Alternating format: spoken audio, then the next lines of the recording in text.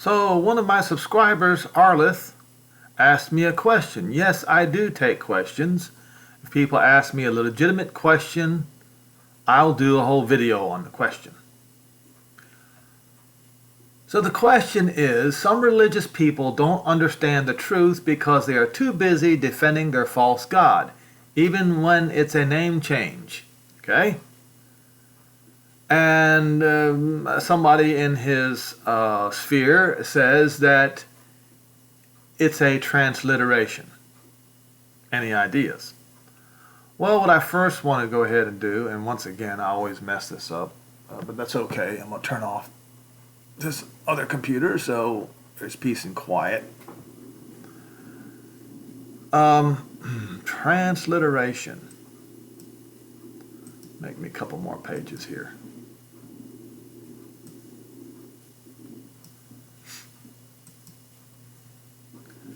Transliteration.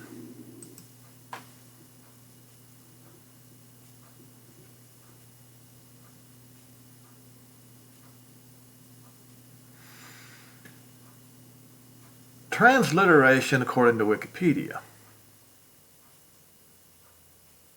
is a type of conversion of a text from one script to another that involves swapping letters in predictable ways.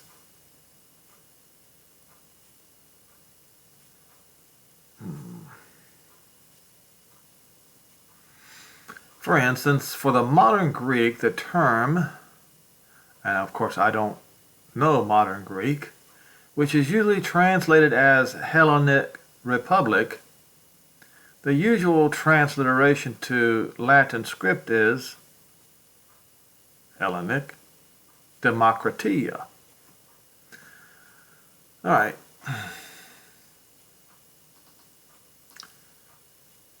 Well, you see, the reason why is because democracies originated in Greece and republics originated in Rome, but it's essentially the same thing.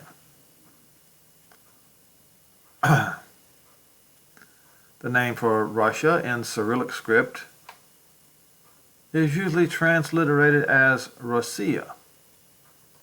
Okay? Now,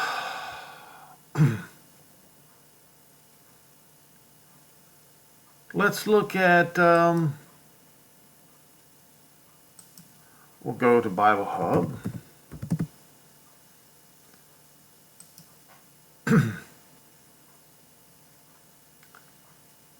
And they will, we just saw now that it must be essentially the same. So if we go to use the King James Bible, they put in Jesus instead of Yehoshua. Hold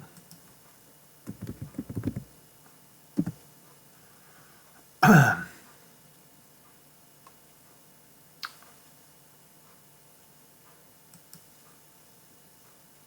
Strong's Concordance.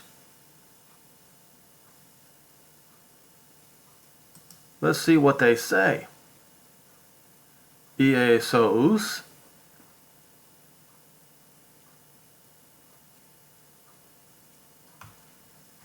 Really?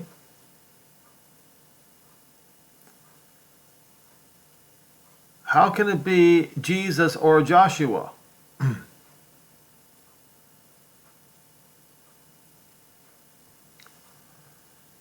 Now, down here, they claim Jesus, the transliteration of the Hebrew term Yehoshua.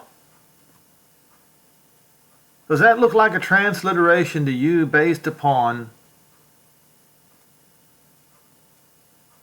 what we just read here? That's not swapping letters, that's swapping words.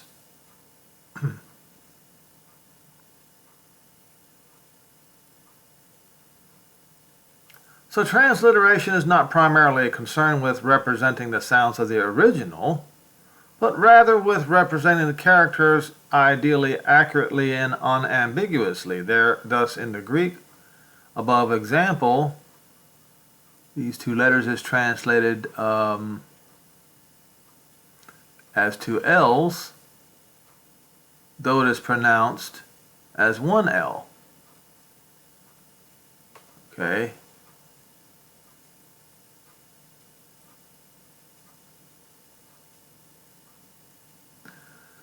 So Hellenistic Republic could be transcribed as Hellenistic Demokratia, democracy.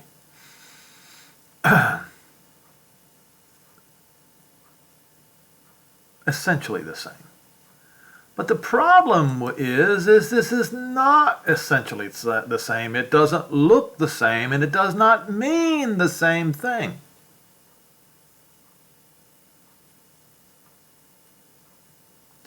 And it doesn't mean Yahweh is salvation. It means Jehovah is salvation.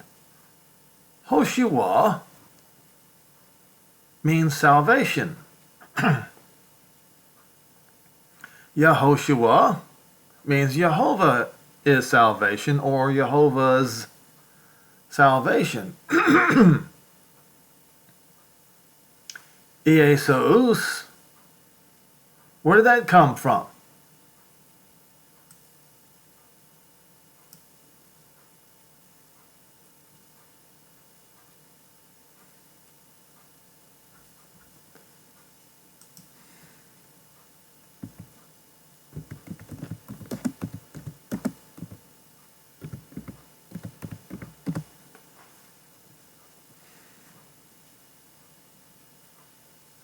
All right.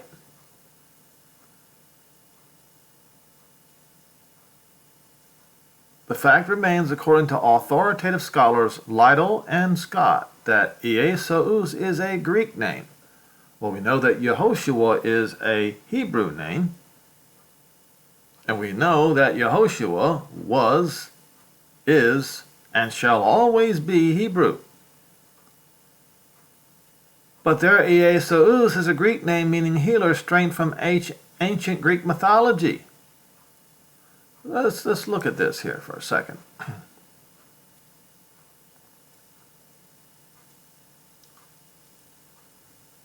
It's in the yellow part.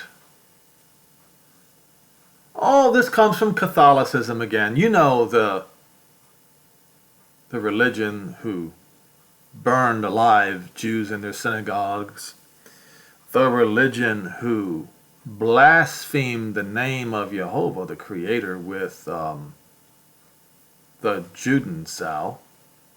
I'll get to that in a minute. So, the Catholic Encyclopedia entry for the name Jesus says the Church Fathers Clement and Cyril. Oh, Cyril, you know, the one who calls the real Messiah the Antichrist. That's Cyril, you see. Consider Jesus to be a name of Greek origin, not Hebrew, of course. So if that name is of Greek origin, that means it is not Yehoshua. You know, it's kind of like when you take a DNA test and you go on Maury Povich, and he comes out with the results and he says to the young man, "You are not the father," even though the young woman says that he is.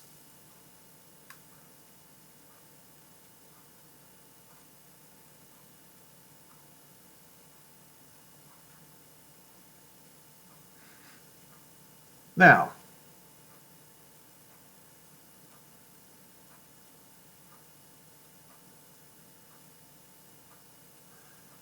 I mean, you can go,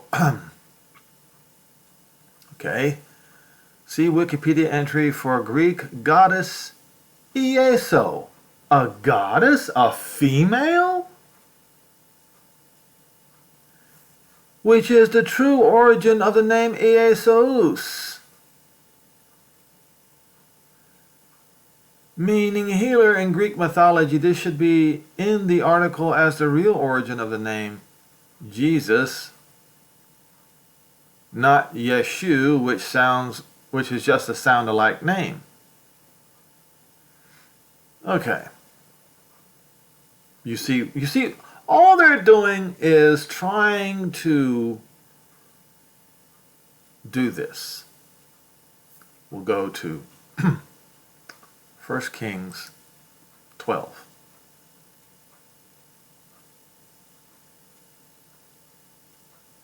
Let's see here.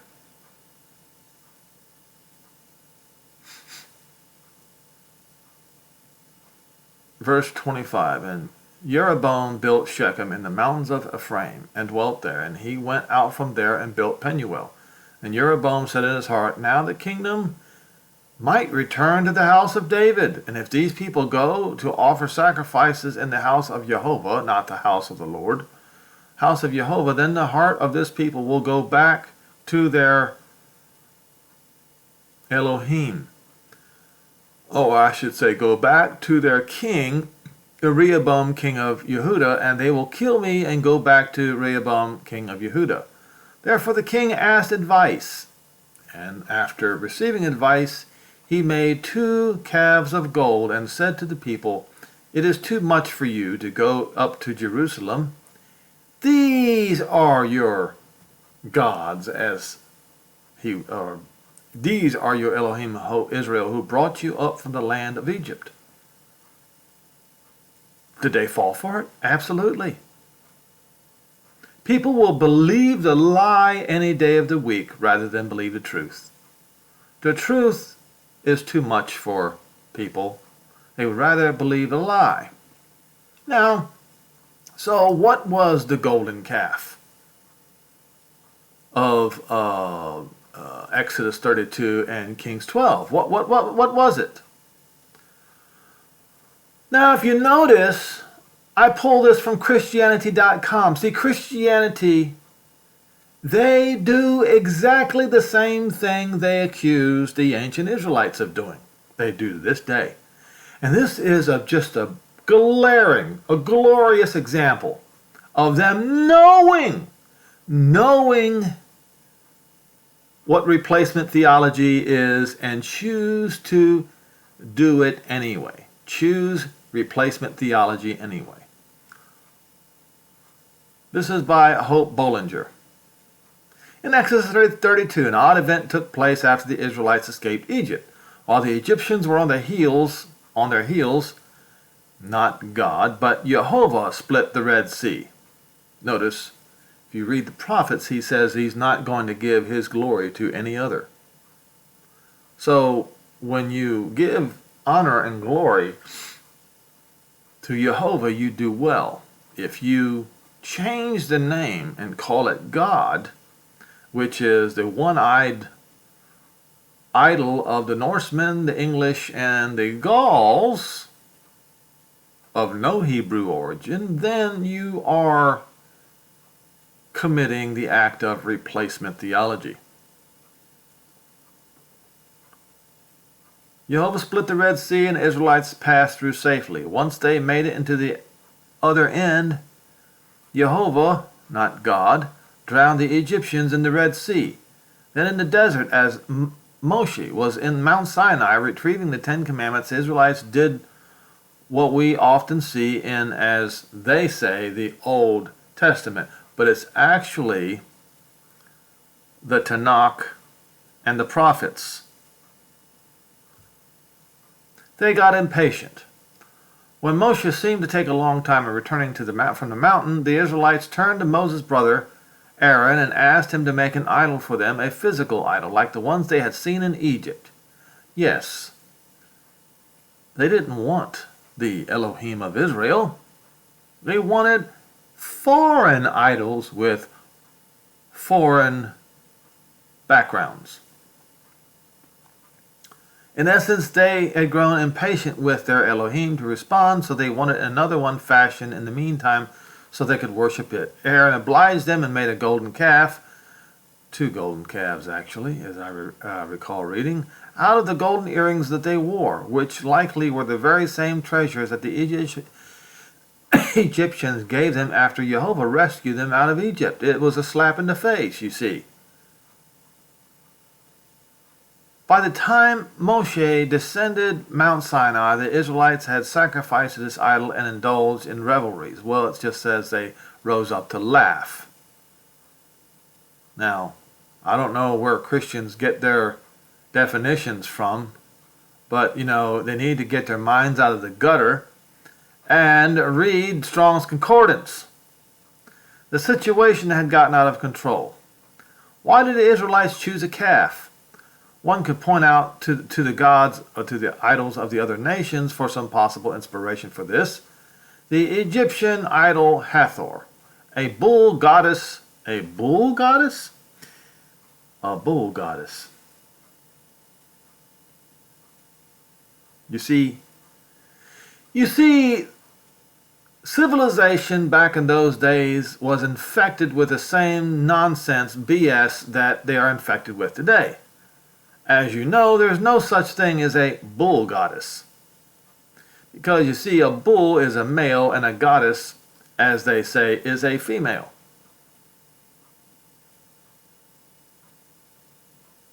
You notice the parallels? Of joy, celebration, and love could have had some sway over the shape of this idol took. Another Egyptian deity, Apis, a calf, could have served as an inspiration. One also could point to the Canaanite literature's the bull, the chief idol, or Baal, an ox. So Baal was an ox. So was Zeus. Now, Zeus was an ox, and Baal was an ox. So what you're seeing is, and we know that Zeus is Satan because of what is written in Revelation 2, is that when you go and worship this ox, you're worshiping Satan. But Baal is the sun god of the Canaanites. Now, I want to stop here and I want to remind everyone that Zeus, see if I can find it again.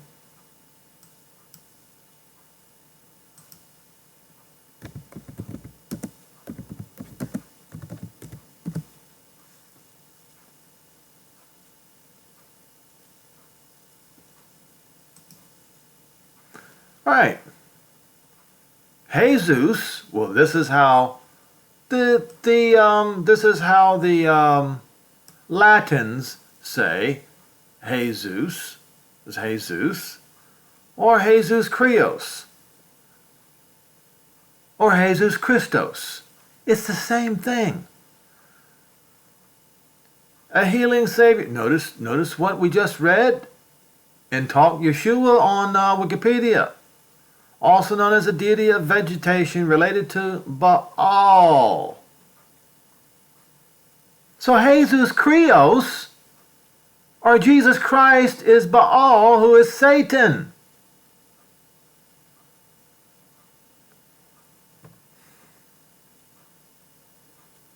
All right. He was regarded by the Romans as Mercury or Mithra. Jesus was the third in the Celtic Trinity. I keep telling you, folks, but you won't listen because you want to worship your false idols. Baal. Watch this here.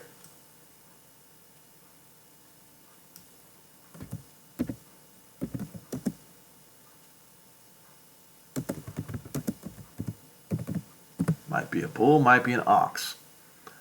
Baal was usually be said to be the son of Dagon, but appears as one of the sons of El in Ugartic sources. Both Baal and El were associated with the bull. The bull. Now, not the same El that the Hebrews, Elohim, is different from this Canaanite El. All right. Now, let's see if I can find an image of this. All right. Yes, this is what they sacrificed children to. All right. And then we have another one. You have this one. You have that one. And this was the golden calf,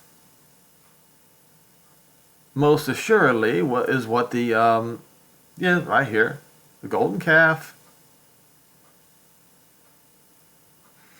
the golden calf, or Apis, the bull god, as they say, right here. It's the same thing. Now I want to show you the Zeus, the bull, not the bulldog.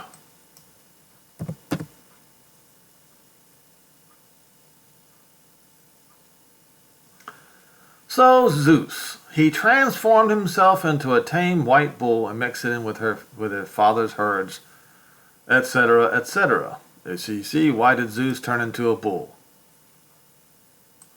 Which is all nonsense. So, now, what was his name? Artemis? No. I guess I need to go ahead and go to the book of Revelation 2.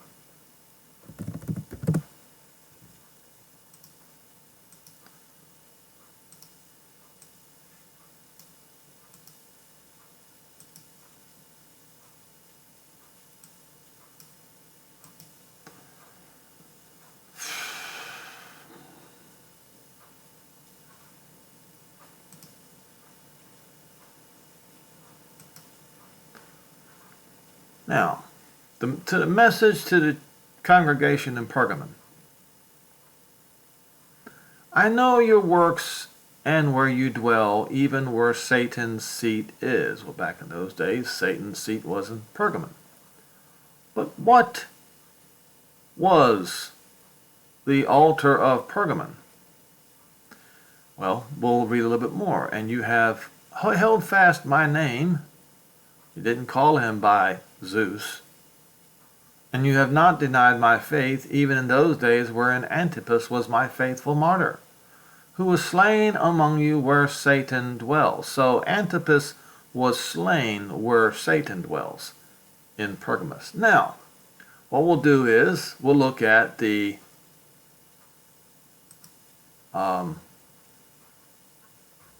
altar of Pergamos,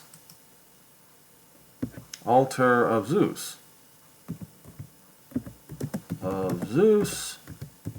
At Pergamos. Oh, Pergamos, whatever.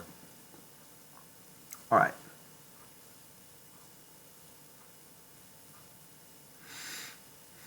So we see pictures of this. What was the great altar of Zeus famous for? I may have to dig a little deeper.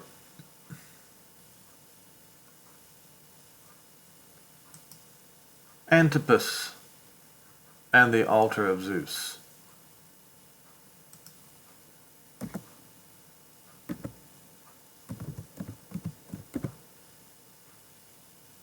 Antipas.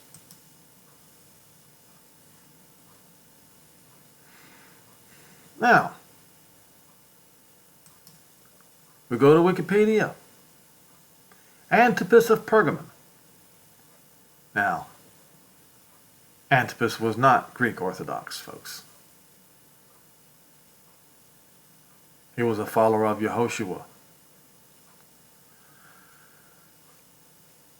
Revelation 2:13, I know your works and where you dwell, even where Satan's seat is. Behold, you hold fast my name, and you have not denied my faith, even in those days where Antipas was my faithful martyr, who was slain among you where Satan dwells. So Antipas was ordained as a bishop from Pergamon. This is according to what they claim. During the reign of the Roman Emperor Nero, the traditional account goes on to say that Antipas was martyred during the reign of Nero by burning in a brass bull-shaped altar. Now, I wonder if I can find a picture of it. A good picture.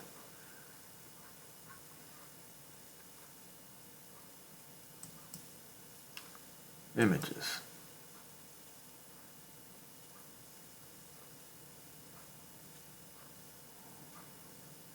They used to have it here.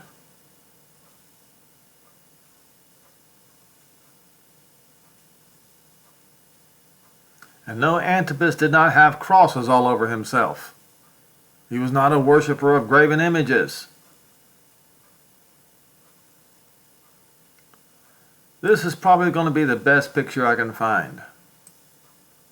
So what they did was they put him inside the bull, and they roasted him to death.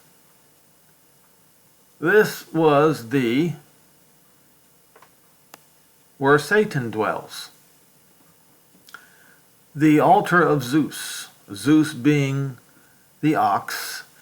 And as you know by now, Jesus is one of the golden calves of Kings, 1 Kings 12 and Exodus 32. If you want to read Exodus 32, we'll go there.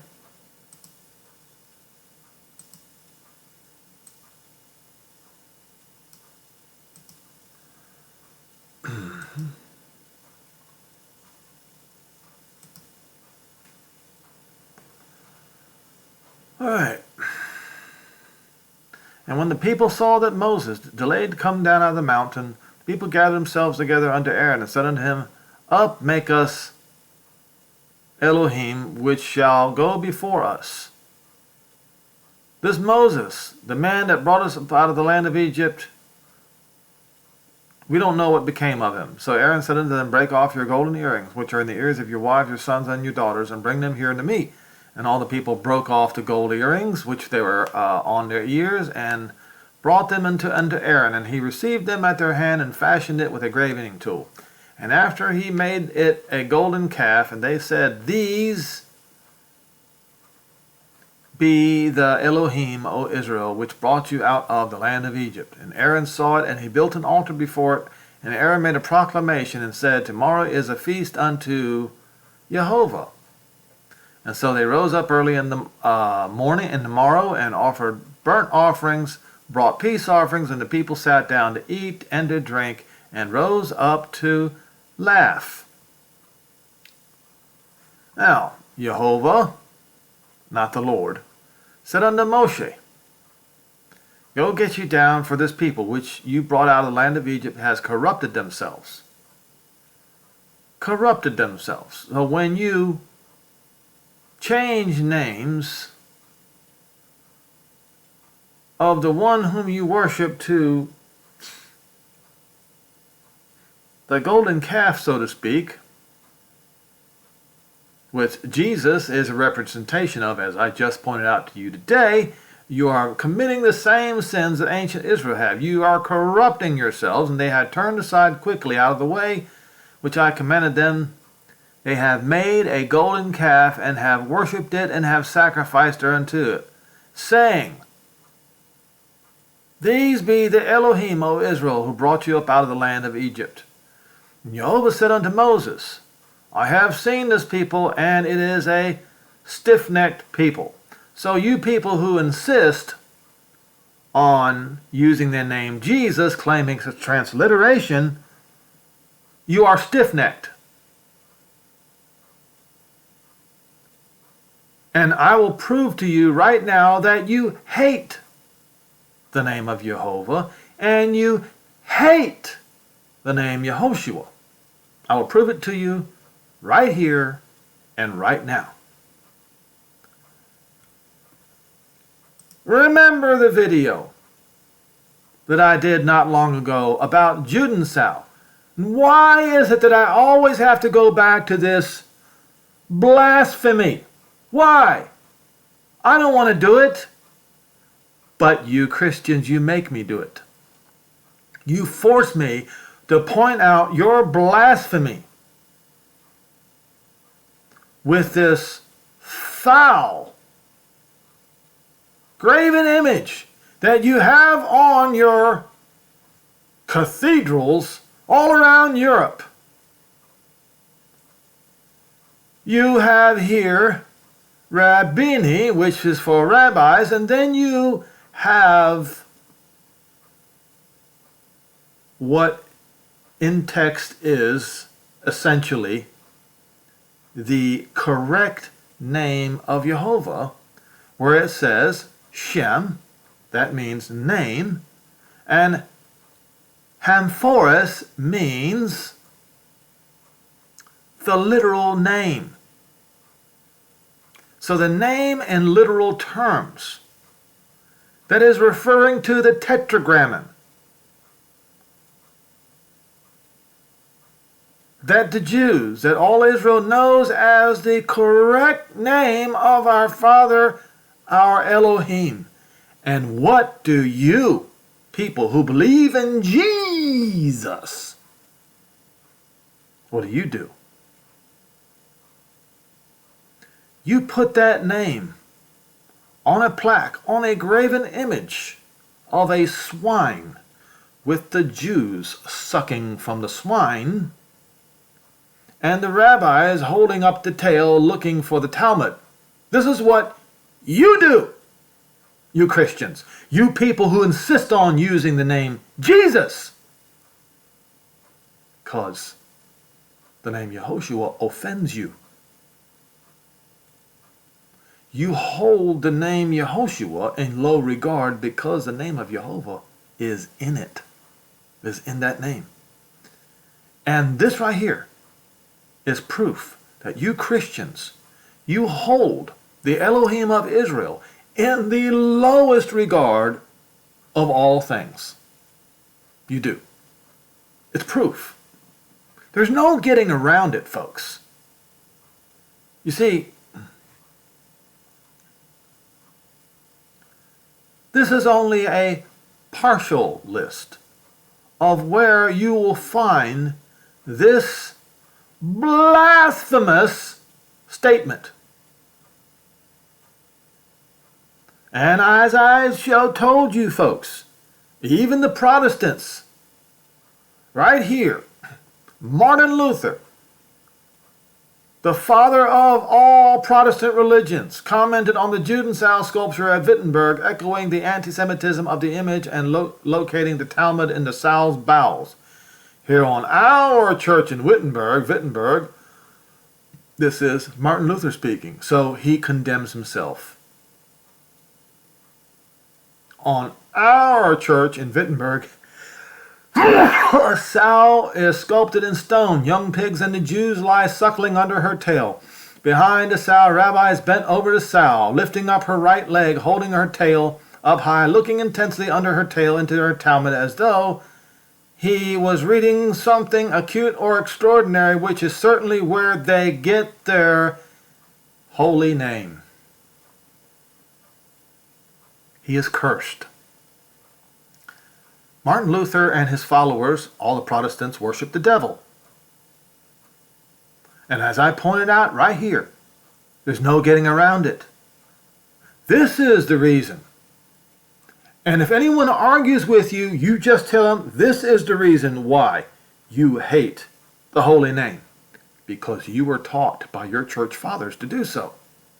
And right here is proof. You were taught by your church fathers to do so. And that's the reason why you say Jesus is a transliteration of Yehoshua. That's why you do it. You were taught to hate the holy name. Now, so what I want to do is go to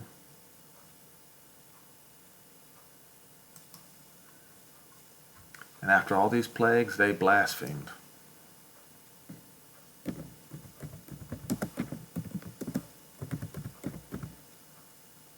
Plagues.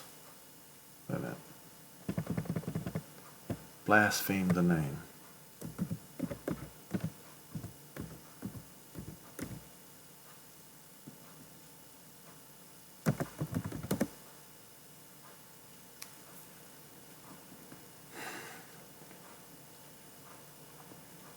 Revelation 16, verse 11.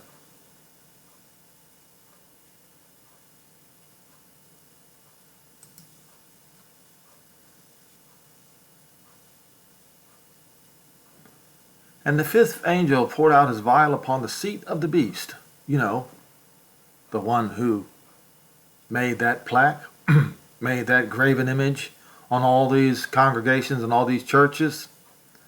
And his image was full of darkness, and they gnawed their tongues for pain, and they blasphemed the Elohim of heaven because of their pains, and they repented not of their deeds. Now, yes. Then there was one, I believe it was also in the sixth trumpet sound. It might have been. But anyway, but as you can see, who do they blaspheme? The one they always blasphemed. See, they've just done this. Now I want to show you. These are some sculptures that can be found at some churches today. Arschat in Belgium. Basel in Switzerland. Brandenburg Cathedral. Colmar in France. Cologne. Judensal at the choir stalls of the cathedral.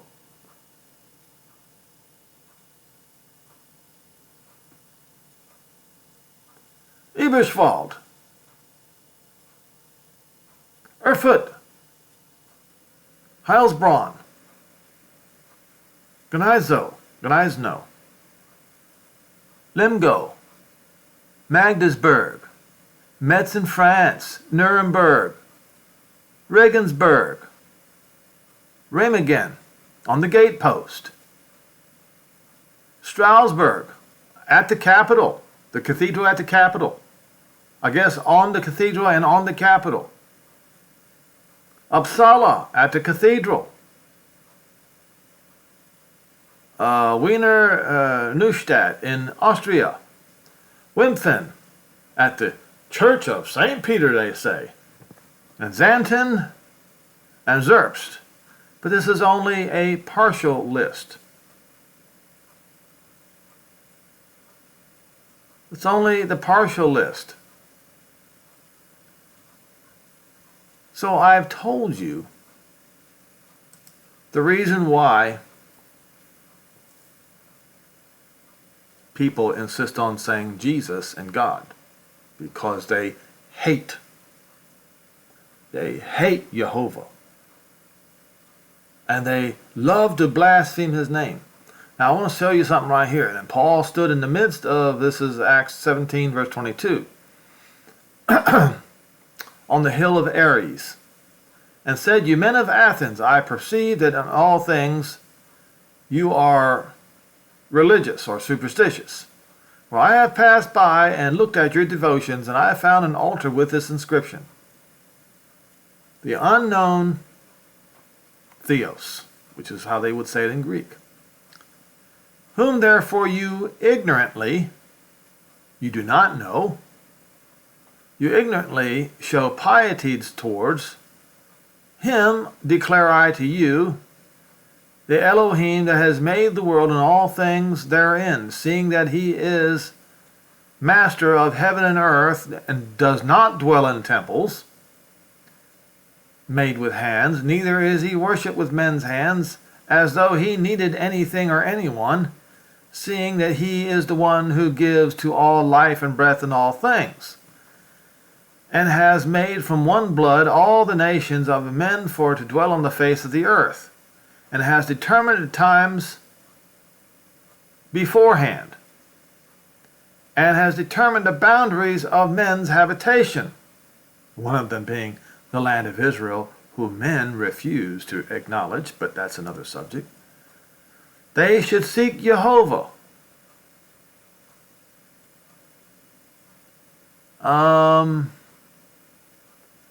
It says about groping after him, finding, and indeed be not far from every one of us. For in him we live, or because of him we live, and because of him we move, and because of him we have our being, as certain also of your own poets have said, because we are also his offspring. For as much as we are the offspring of Jehovah, we ought not think that, not Godhead, but in the Greek it would be a theos, is like, it should read that the Elohim, the spirit world, we should not think that it is like gold and silver or stone or graven images by art or man's devices.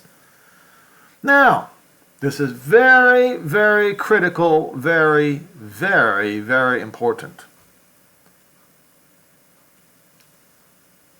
In the times past, because of ignorance, Jehovah overlooked.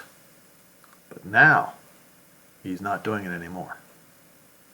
He overlooked, but now commands, gave an order that all men, not just Israel, but all men need to repent everywhere, because he has appointed a day. You've got time as long as the day is not here. But when the day is here, your time is up. He has appointed a day in which he will judge the world in righteousness by man who he has ordained, whereof he has given assurance unto all men, raising him from the dead. Okay. So what he's saying is now you can't make excuses anymore, because he's going to hold everyone accountable. And past times he's overlooked it, but not anymore. He's not going to overlook it anymore. So you better get your act together, and you better stop insulting the name of Jehovah with an idol that is in reference to Baal, the Baal. You know, the one that the 10 tribes of Israel was cast out and rejected, and a bill of divorcement was handed to them. That one. You wouldn't expect anything differently to the Gentiles, would you? Well, if you insist on calling your Moshiach by the name of Baal, which Jesus Krios is indeed the name of Baal in English. Oh, and one more thing.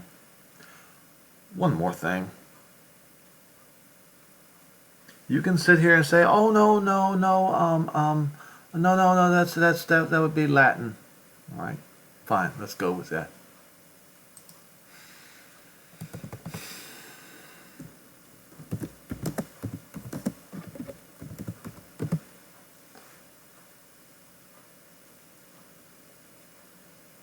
All right, let's try something different. Will you agree with me that French is a form of Latin? Well, of course it is. What does J-E mean in French?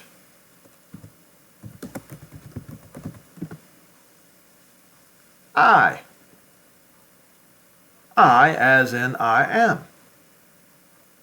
Okay. And let me remind you that Yehoshua is a compound word. It means Jehovah's salvation. Jesus is also a compound word. And in Latin, J-E means I. And in Latin,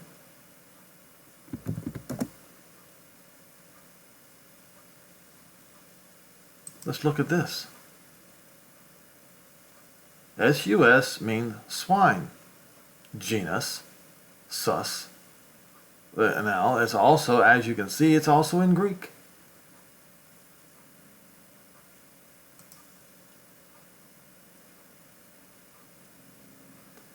I don't know why they see there. Now you have them trying to disprove it. Or in addition to this, some people actually state, either dishonestly or ignorantly, that the Latin for the English Jesus is GE, which means earth, and sus, which means pig. Therefore, in the Latin, it is No, J-E means I in Latin. What there's here? Okay. Jesus in Latin means I'm a pig. If you want to know the truth. Don't even go with this G-E business. J-E you just saw, J-E means I, and S-U-S means pig. Now, and we'll go in Latin. Or French, it doesn't matter. Well, that's right, sus is Latin for pig. So, how about in French?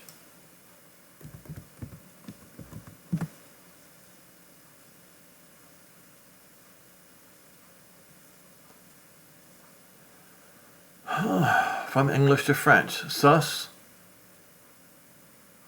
scrofa is a swine. The sus scrofa is actually a wild boar, but sus is a swine.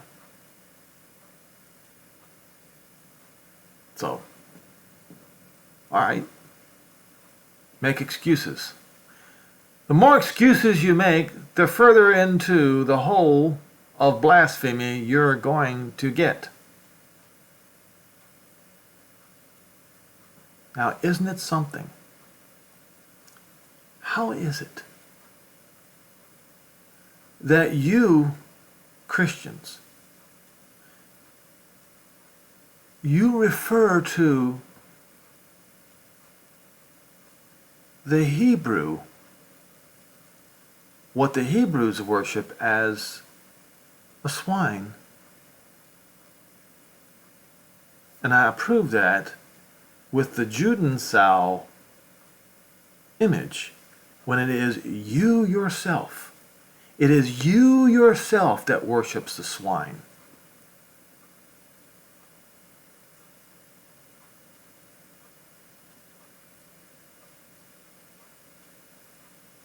A swine and the golden calf or the golden bull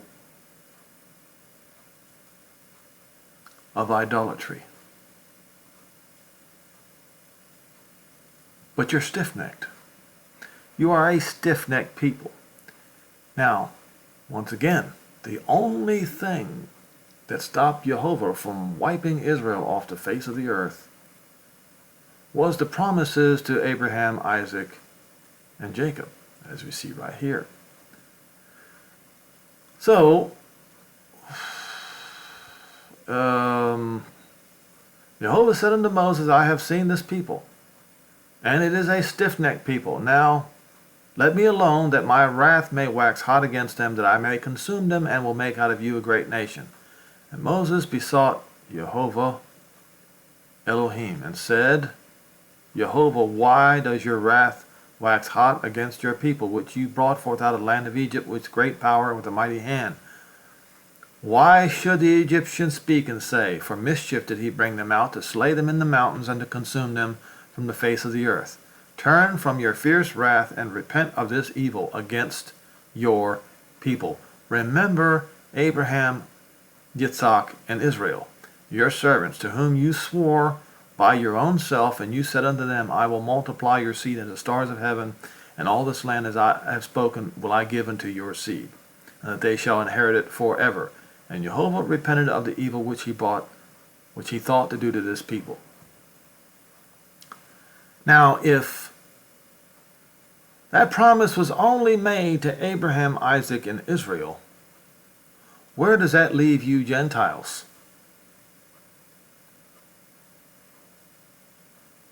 Total destruction for committing the same sin that Israel did. The only thing that saves Israel is his promise to Abraham, Isaac, and Israel. And that's the reason why Paul says in Romans 11,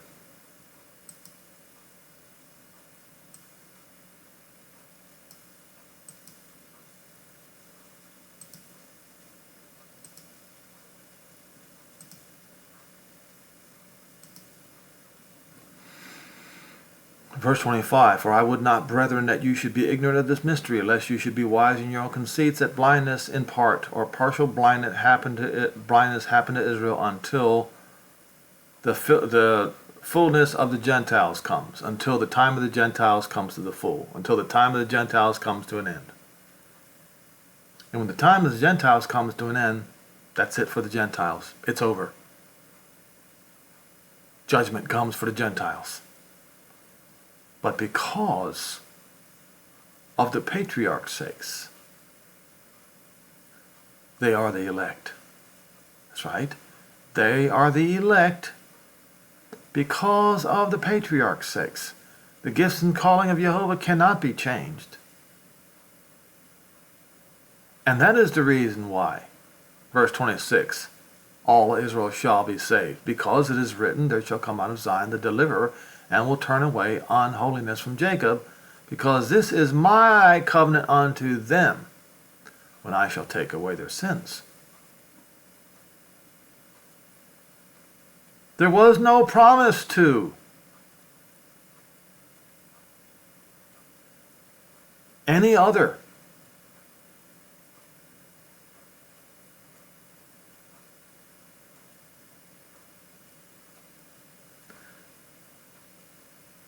The only thing that stood in the way of Jehovah wiping Israel off the face of the earth was the promises to Abraham, Isaac, and Jacob. The promises of Israel, Abraham, Isaac, and Jacob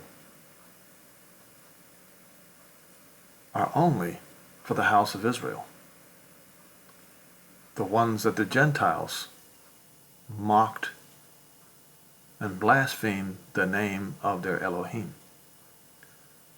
So if that is the only thing that stood in the way of the destruction of Israel, complete and total annihilation, never to be seen from or heard from again, if that's the only thing that stands in the way, what on earth is going to happen to the Gentiles who commit the same things? It will be utter destruction.